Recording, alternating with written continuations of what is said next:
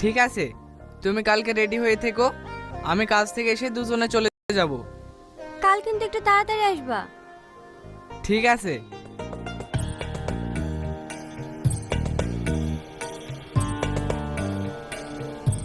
দেখেছো, কথা বলতে বলতে ভুলেই গেছি।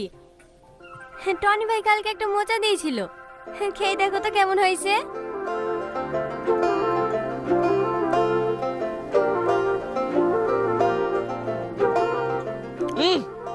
কে রান্না করেছো এটা? কেন, আমি? ভালো হয়নি?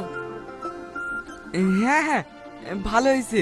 আজ কিন্তু মায়ের বাড়ি যাব, একটু তাড়াতাড়ি চলে আসবা, আমি সেজে গুজে রেডি হয়ে থাকবো। আচ্ছা ঠিক আছে, তাড়াতাড়ি চলে আসবো। বাবু, যাওয়ার সময় টনি দোকানে মাংস টাকাটা দিয়ে যাস। ঠিক আছে মা।